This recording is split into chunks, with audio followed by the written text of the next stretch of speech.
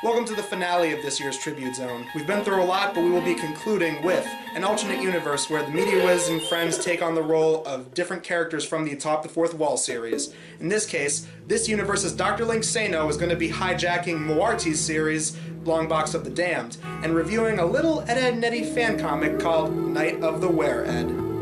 Well, will we finally see Future Wiz get back to his universe? Is there something wrong with his sonic screwdriver? Find out in this Halloween episode and this year's finale of the Tribute Zone.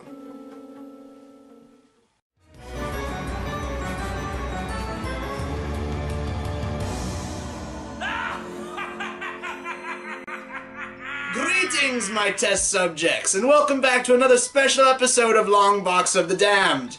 You know, ever since good old Linksano has done that review of Homestuck, I've been thinking about doing this special review for a little comic I've had my eye on, that being Night of the Were-Ed. Lasting 3 issues, Night of the Were-Ed is a fan comic on DeviantArt from one user, Nintendo Nut 1. The first comic begins with the Eds up to their usual antics when Ed doesn't feel too well because of an animal bite. So of course, that night on the full moon, Ed turns into a werewolf. Sarah goes down to complain, but soon runs over to the other two Eds for help. Ed followed her there, and the three make a run for it. They soon realize that it is Ed, and Double D is bitten in a quite gruesome way. Huh, didn't think you could actually make Ed and Nettie that gruesome, but there you have it.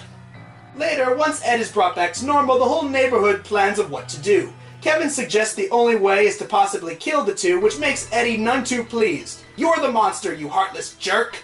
Rolf quickly steps in and says there is an alternative. Kill the original werewolf, and the curse will be lifted. So that night, Ed and Double D are kept in quarantine until they realize that they could help by fighting and weakening the beast.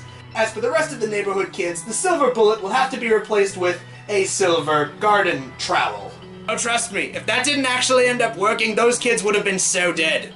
After some werewolf miscommunication, let's call it, Ed and Double D successfully weaken the werewolf. Rolf, handing the trowel over to Eddie, gives him the final blow on the beast. This is for Ed and Double D, you creep! So the two are brought back to normal as we get some Ed x Naz shipping fuel for those in the audience. After some congratulations amongst the neighborhood kids, issue 1 ends with Ed and Double D meeting up for one more look at the moon. Issue 2, titled Solar Eclipse, begins with a radio announcement for, what else, an upcoming solar eclipse. As the Eds all go home for the night, Double D is soon attacked by Marie Canker, who, as we'll soon see, the Canker sisters are actually turned into vampires, and one of them murders one of Rolf's chickens the next morning. Blast! I knew you could never trust KFC! I mean, sending vampire girls out to kill poor innocent poultry?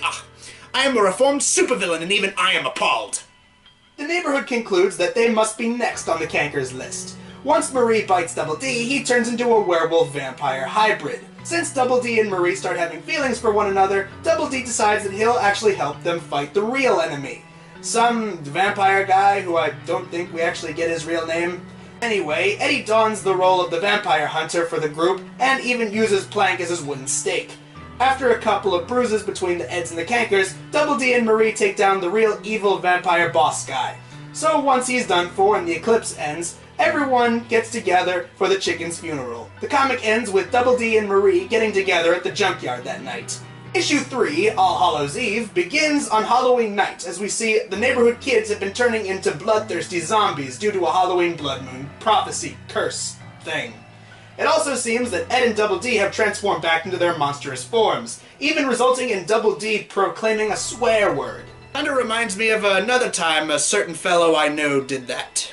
I shall paint these walls with your blood! Yeah, fuck you too.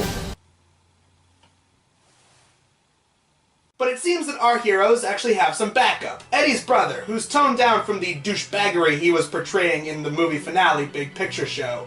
Taking refuge in the haunted house from that one episode, Eddie's brother reveals that monster hunting is apparently in Eddie's family's genetics. And he really didn't work at the Mondo Agogo amusement park as a carny, but instead fending off pig demons. So this comic has officially become Ed, Ed and Eddie meet Silent Hill. I am totally fine with this. As our heroes split up, as well as getting some shipping fuel between Ed and May, as well as Lee and Eddie, Double D and Marie find out a conclusion. The Blood Moon curse can be lifted in a fiery sacrificial ritual. As our characters discuss the fight they're about to endure, Eddie and Marie mourn over a horrible result that will have to come from this fight. After a Shaun of the Dead reference, yes, really, although it is good to know that Eddie's brother has really good taste in horror comedy, the fight begins. Everything is going smoothly at first, but soon it is revealed what that horrible result is. Double D and Ed will have to be sacrificed. After a heartbroken Eddie fires away, Double D is given a heartfelt speech from these spirit ravens and a spirit wolf in purgatory. They reward him by bringing him and Ed back to life. After some sincere tears between friends and kisses between lovers, Eddie's brother leaves into the night, the kids are cured of their zombification, and we have the Eds having one final talk. After walking by a completely accurate depiction of Christmas decoration sales after Halloween night. So with good artwork, good characterization, a well-paced story, and fun little callbacks to the original series, I highly recommend that fans of Ed, Edd and Eddy check out Knights of the Were-Ed for All Hallows Eve. How may I help you?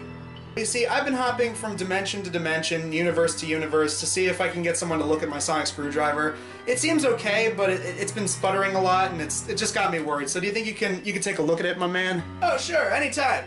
Anything to help out a fellow Insano. But I'm not an Insano. I'm not from the Insanoverse. You are the scientist character for an online review show story-based segments. You basically are an Insano, kid. Alright.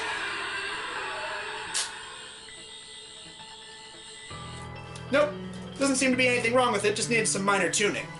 Oh, thanks, man, for the tune-up. I was just worried about this thing, and I'm glad that it's updated.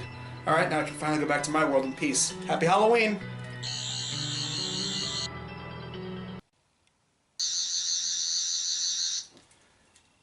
Hey, Wiz! Future Wiz! Home in time for Halloween. Got all the decorations set up, it's almost trick-or-treat time. Where have you been for the last month, anyway?